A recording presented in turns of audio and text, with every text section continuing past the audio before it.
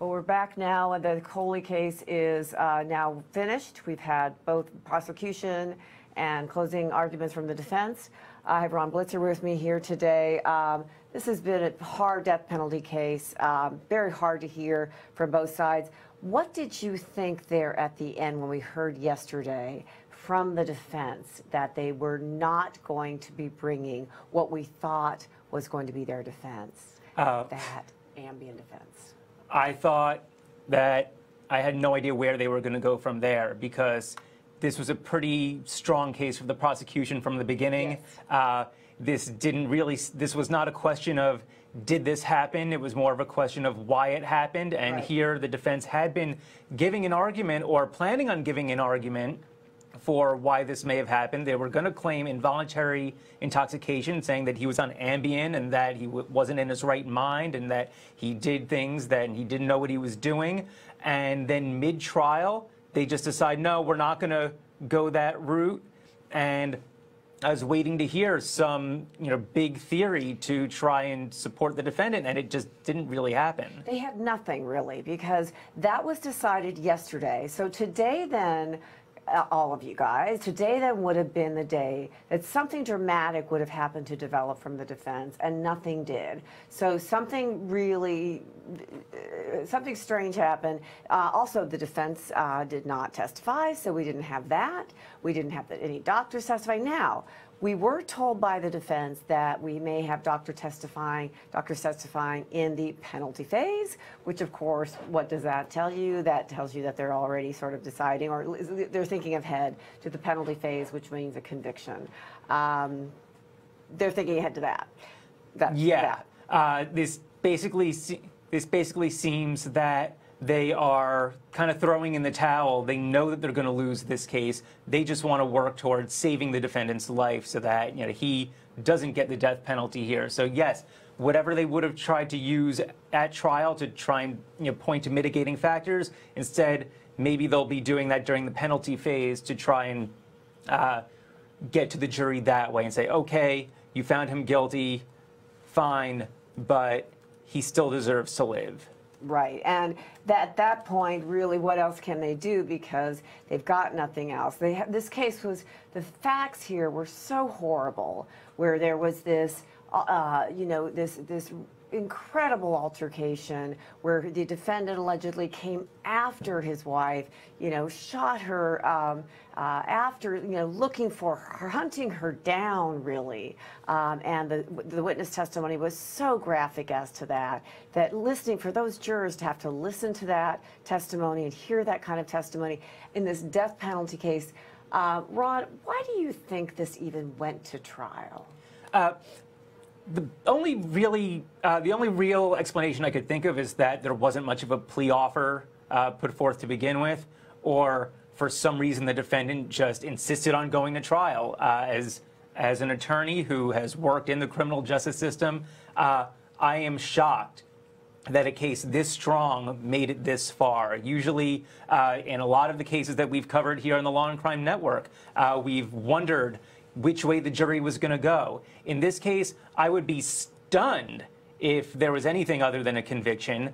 You saw from the demeanor of the defense attorney during his closing just moments ago that he seemed resigned to losing this trial. Yes. So that tells me that maybe he would have liked to take a plea deal, but maybe either one wasn't offered or his client did not want to take it. Well, Emery, don't forget, in any case, any kind of criminal case, anywhere, that the ultimate decision of whether or not to go to trial is with the defendant. They get to decide whether or not they take the stand and whether or not they testify, and whether or not they go to trial. So in this case, the defendant may have decided, I don't care what you say, criminal defense attorney, I'm going to not take the stand, and I am going to go to trial. And that's maybe what we had here.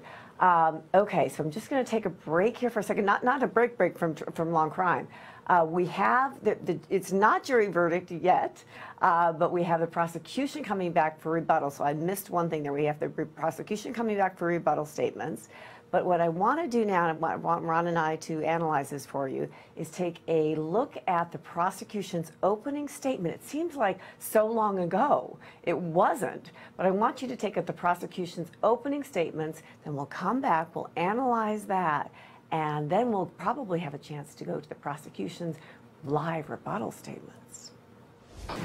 Okay. Ron, what do you think? We've got the defendant's girlfriend on the stand, the Colley case, Florida death penalty case. To me, in my mind, she is fairly sympathetic. She wasn't with him the night before the murders that he allegedly committed. So we have some time and distance space there that doesn't help the defendant in his case. But does she help him, even humanize him at all? To a very small degree, I would say yes. She talks about their relationship, talks about how they were making plans to move forward with their relationship. So you could argue this does not describe a man who's planning on throwing his life away by committing murder. This is someone who is letting go of his past relationship and moving forward with someone else, not dwelling on his wife, who he then killed. Right. I mean, because if the issue would be the wife's affair, he's moved on with his own girlfriend. Looks like we are going to go back to court.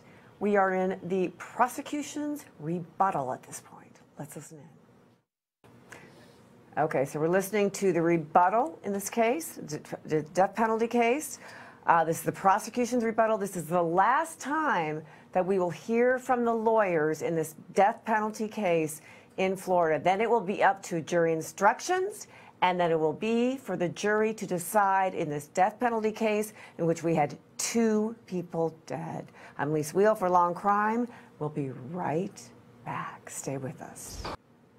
Prosecution in their rebuttal statement said that the defendant, in killing his victim, his estranged wife, Amanda Colley, was, quote, the jury, judge, and executioner, that he hunted her down on that fateful day.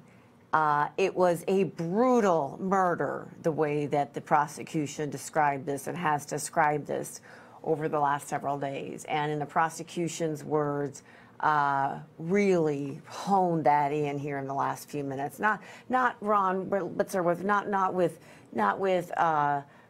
you know, a lot of emotion or anything like that, or dramatics, as we've seen in some Law&Crime cases where, you know, we had the prosecution sort of going over the top that way. This is what we've seen here is very, you know, sort of, you know, monotone sort of wording, but judge, jury, and executioner, I think, really puts it well, don't you? Absolutely. This was not a case where theatrics were necessary by any means. The facts. The facts speak for themselves. They don't need any embellishment. They don't need any dressing. This was a very clear-cut case of a defendant who we all know committed the acts here, that he committed these 2 killings. It's just a question of why he did it and what drove him, whether or not this constituted premeditated murder. And the prosecution laid out the facts that, in my opinion, and we'll see about the opinion of the jury, support those allegations of murder. It echoed in tone the defense attorney in his closing argument, where everything was very matter of fact, that this appears to be a foregone conclusion. Right. Well, and we were just listening right before we were hearing the rebuttal. As we were waiting for the rebuttal, it's interesting how we kind of some here doing Law&Crime. As we were waiting for rebuttal, we put on, we just chose the replay. That we have wonderful producers that help us choose the replays. We chose a replay of the defendant's girlfriend. And I thought that was an interesting juxtaposition to have, because she humanized him, which can play in a way to make him more sympathetic to a jury. Well, we don't want to, you know, say this guy's guilty of these horrible crimes, just humanize him. On the other hand, absolutely averse, saying, wait a second, he's got a girlfriend. Ergo, why does he even need to go and hunt down his wife? I mean, not that there's ever an excuse, but never absolutely after that, right? Yes. He'd let go. You would think that a man who is already with someone else, who's planning a future with someone else, would not be in a position where they would be driven to anger to kill their wife for being with someone else. Wife and kill her, exactly. Right? So it really, it really boggles the mind to see, how the defendant could expect this to go any other way. Right, and he apparently, or his team, flirted with the Ambien excuse or reason, but let that go. We may see that in the penalty phase, if there is a penalty phase. We'll find out more later. We're going to take a break right now. On the other side of the break, we'll see you in just a couple minutes. Stay with us. We'll be right back. I'm Lis Wiehl, and we're in Florida with the James Colley case, this death penalty case. And with me is Ronn Blitzer here. This is just such a difficult case, but now it is out of the prosecution's hands, out of the defendant's hands. It's really going to be very soon with the jury. Let's go back as we're waiting for the jury to start getting their hands into it and really talk about the scene, setting the scene of that horrible event where the shooting happened. And it was just such a horrific event as the prosecution set up for us, where these women were just, well, not just women, men too, but these women were cowering, and hiding behind a closet for their lives as he's marching, allegedly coming in and hunting for his wife. Where is she? And angry and looking for her. I mean, how did you feel about that when you were hearing from the prosecution? It's really troubling. You hear a lot of horrifying cases when you cover trials like this, but some of them really stick out, and this is one of them. And to hear the description of, just in detail of Colley going after his wife and her friend with a purpose. Right. Hunting them down, and seeing and hearing their responses and pushing forward, which in my mind would go against the idea that this was something that he did in the heat of passion. Premeditation, malice, all of that. And remember, this can be formed very, very quickly. And he seemed to be forming over and over and over again as he's taking those steps. It's an incredible case. All right, we'll have more on the other side of this break. We'll be right back. Stay with us.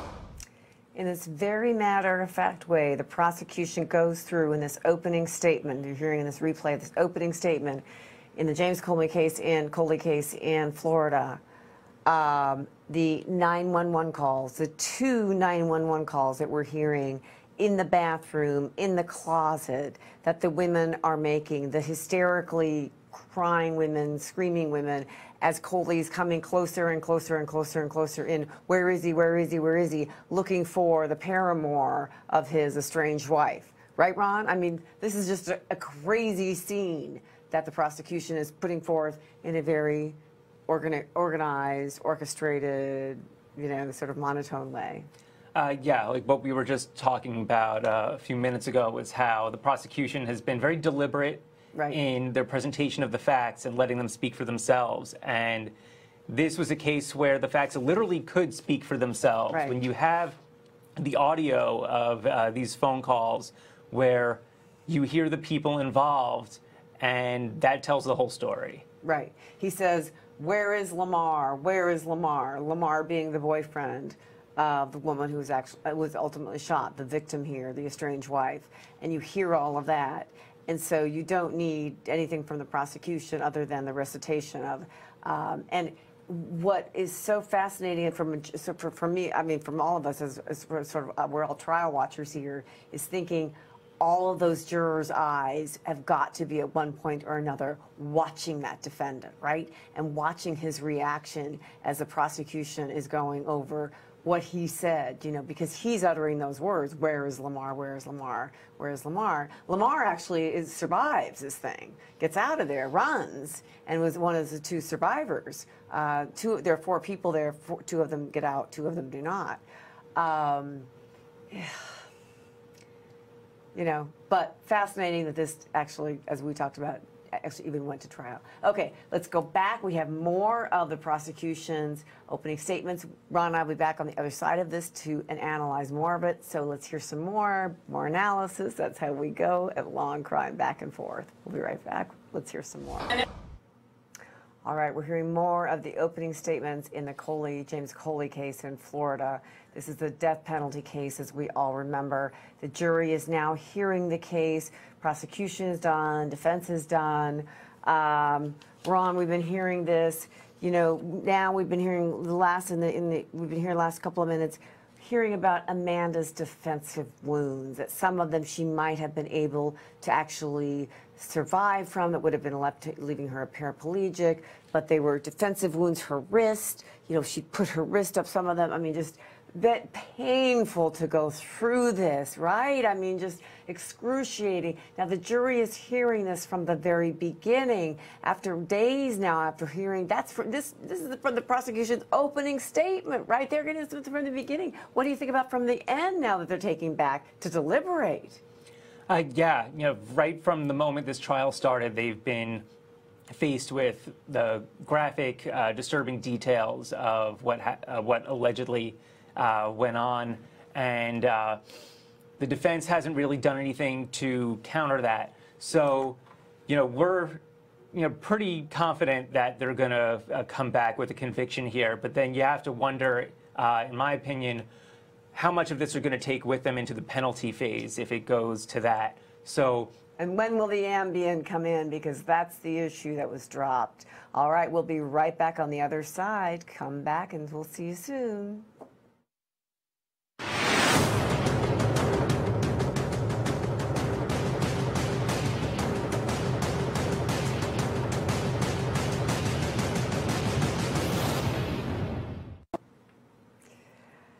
This is one of the surviving victims. Ron and I are just like breathing, right? We sort of let a big sigh of relief. Surviving victims in this hunting down, where 2 people are actually hunted down and murdered, talking about that day and what she heard and what she saw and what she saw this defendant do, testifying. And he's sitting right there, of course, in the courtroom, and what she heard and what she saw. I think she seems remarkably composed, don't you? Yeah, I give her a lot of credit for being able to take the stand and relive these horrific events that she experienced firsthand, that she witnessed firsthand. Talking about how Colley went after them, right, and was firing. And what she saw first, exactly, when she arrived, and going through the cleaning up the glass and all of this stuff. Ms. Hendricks talking about that. I mean, it's incredible. Yeah, she's describing, broken glass, gunshots coming from a handgun, how the defendant was, chasing after, his wife, it's really, we've seen witnesses break down on the stand. Incredible. She did not do that here. Thanks, Ron. We'll be right back after this break. We'll be right back for more analysis on Law and Crime. I'm Lis Wiehl with Law and Crime, and we continue in Florida with the James Colley case. Now I'm going to give you an update, which is that the jury has gone home for the evening. So they're going to be starting their deliberation tomorrow, fresh in this case. And now remember, this is a death penalty case, so they have been death penalty qualified, which means that they have been decided that if they get this case and they determine that they can get out the death penalty if it becomes to that point. But we're not there yet, but they are at least going to be deliberating starting tomorrow. So, Ron, We've been hearing from Rachel Hendricks. We're going to hear from her some more. She is one of 2 survivors. There were 4 people in this structure, in this home, where James Colley allegedly went to and hunted down his estranged wife, killed her and her friend, looking for her paramour. Did not find him. He escaped, along with Rachel Hendricks, who we've been hearing for. Very composed, taking the stand. We'll go back to her in a moment. But just really eerie to hear from her. Don't you agree? Yeah. It's a little unnerving hearing, the detail that she was able to go into and recalling what happened here to her and to the other survivor and the 2 who did not make it out that day. But as a former prosecutor, I look at a witness like that and it just makes the job of the prosecutor so much easier. In some cases, you don't necessarily have a surviving witness to put forward such great testimony for the jury, and you have to reach for one thing or another to kind of piece your case together. Exactly. Yeah. But in this case, not only are there audio recordings of 911 calls. There are audio recordings of the defendant talking to people beforehand. And now you have an eyewitness who was there at the time. So, that also goes into why the prosecutor didn't really need to make much of a show of this. We saw her in her opening, in her closing, in her rebuttal, that she was very methodical, just laying out what the evidence showed to the jury already. Let the evidence speak for itself. Let the witnesses speak for themselves, and we will do that. Let Rachel Hendricks, one of the surviving victims in this case, let her speak for herself, and let's hear from her, and then Ron and I'll be back on the other side to speak about it some more.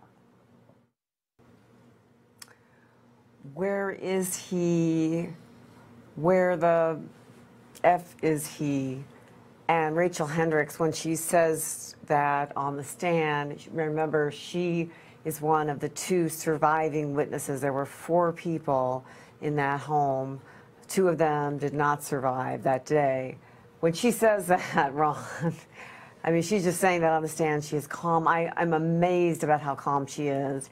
I don't think the defendant was saying in those words quite the way that Ms. Hendricks was saying them, do you? No.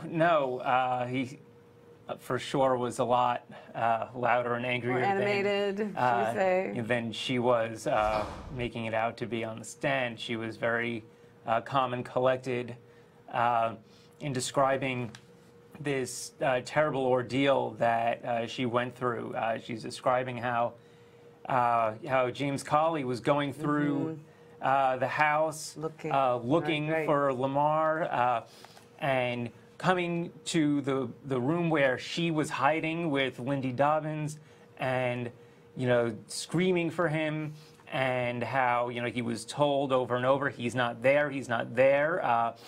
This is Rachel and Lindy are in there. Lindy called out, saying, identifying herself. Rachel Hendricks did not say anything, but Lindy did, and then she recalls how Colley fired the gun into where she was hiding and how the bullet grazed her, but luckily she escaped otherwise unharmed.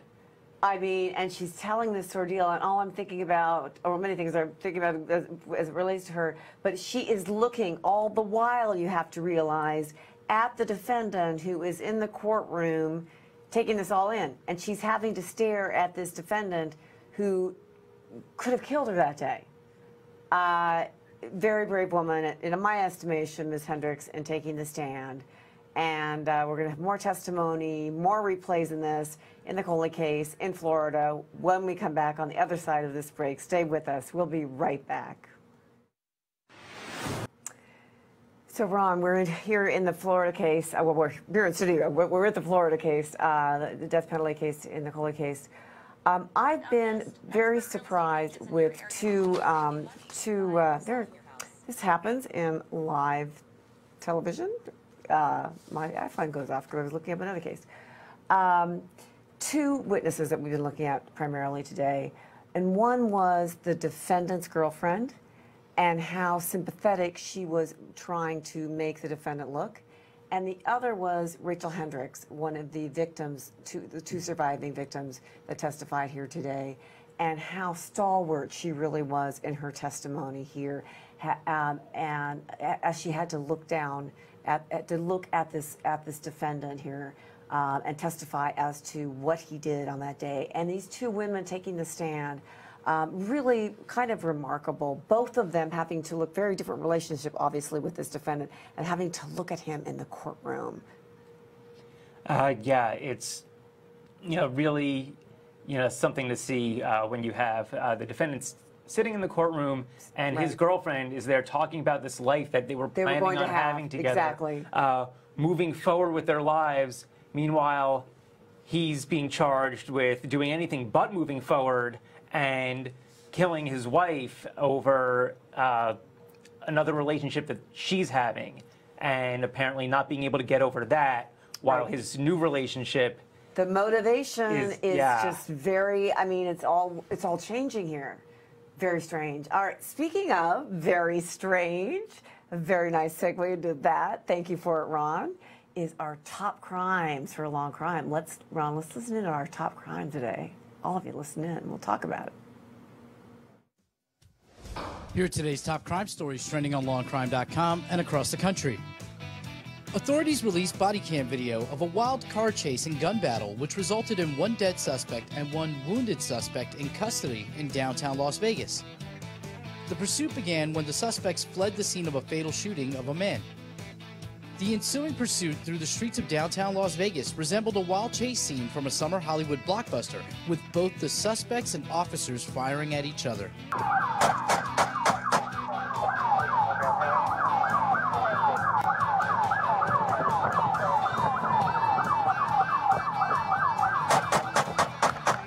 One suspect was shot and killed when he tried to flee the vehicle, and the other suspect was caught soon after their car crashed. The owner of the Las Vegas hotel, where mass shooter Stephen Paddock opened fire on an unsuspecting music festival below, has filed a federal lawsuit against hundreds of victims of last year's mass shooting to avoid any compensation claims. MGM Resorts International, owner of the Mandalay Bay Hotel Casino where Paddock stayed, argued the company cannot be held liable for deaths or injuries during the massacre on account the company had reasonable precautions in place to prevent such violence. 58 people were killed and over 850 were injured during the deadliest mass shooting in U.S. history when Paddock broke the window of his hotel room and fired at the festival below. Those were today's top crime stories. I'm Anthony Velez for Law and Crime. All right, we have the very serious case here in the top crimes. I mean, some of them are, you've got the body cam case, which is interesting, right? I mean, that is an interesting case, sort of going on. But the Las Vegas shooting with the Mandalay Bay hotel owner suing 1,000 victims, just a cursory look at that, where you've got, that sort of is startling, right? A filing of a lawsuit against more than 1,000 victims of the mass shooting that killed 58 people in 2017.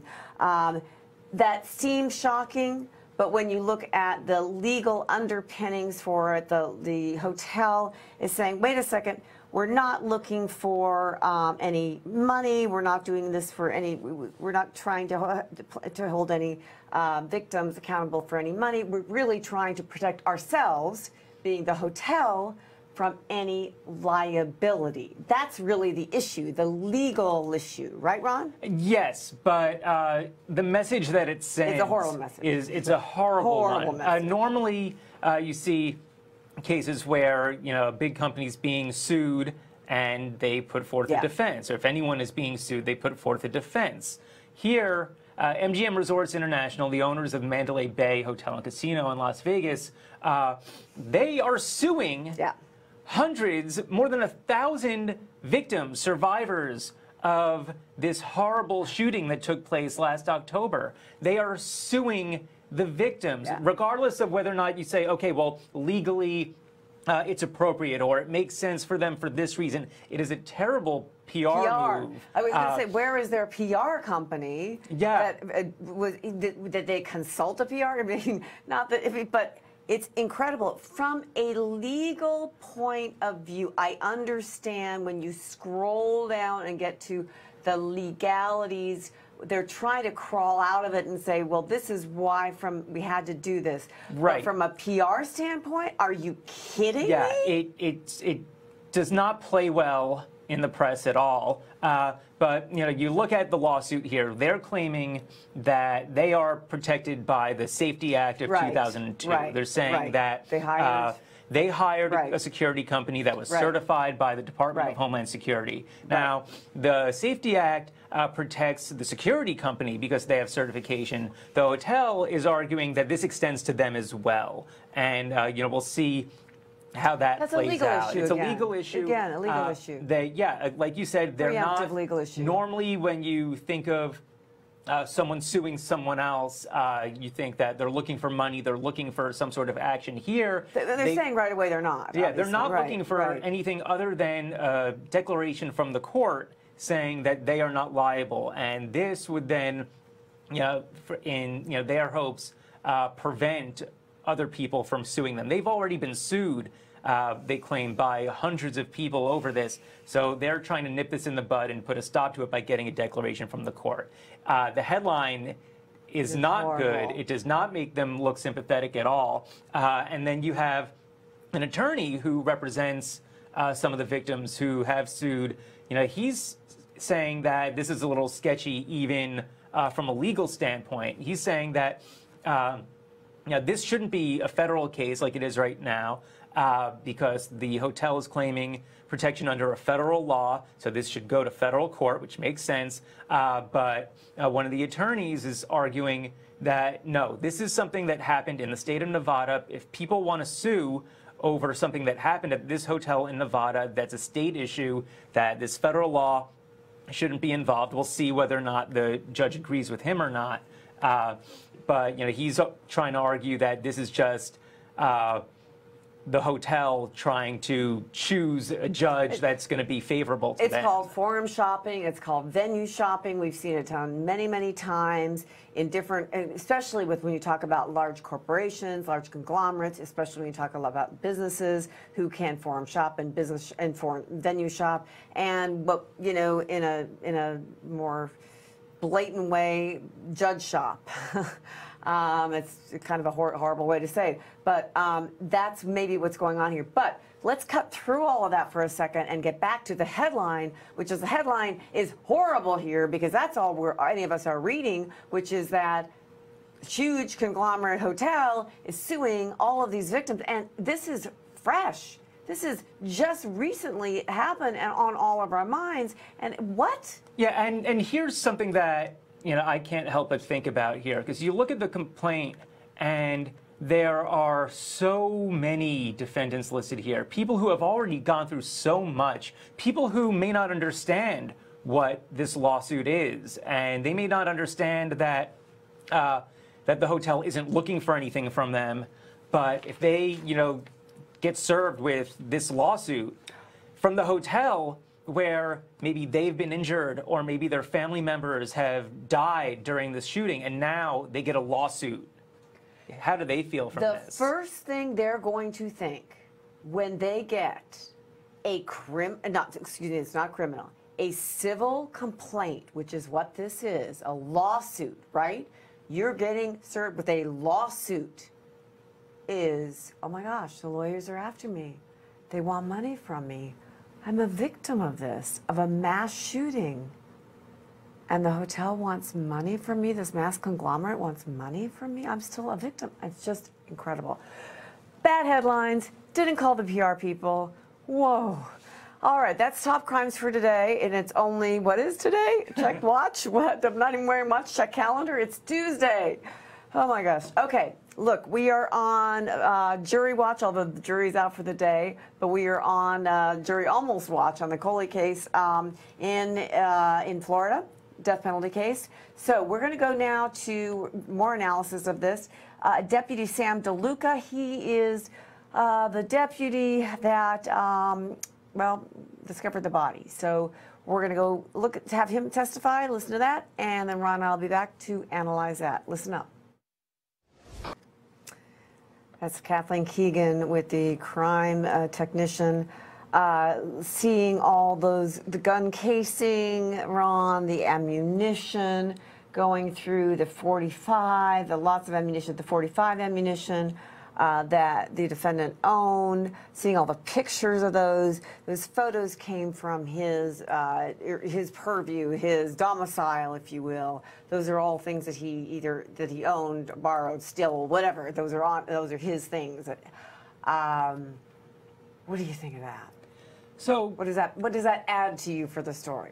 So there was really one part that really jumped out at me. It wasn't the amount of ammunition. That, if anything, was meaningless to me, because you don't need that many bullets if you're out there trying to go after one or two people. No. So, that looks to me as just someone who's a gun owner who has ammunition. If you want to go to a range, you're going to take that. Sure. But there were a couple boxes that were pointed out during that testimony, that zombie max ammunition, these hollow point bullets that are specifically meant to do damage. And that's what really jumped out at me. So, why are you looking to get that kind of ammunition?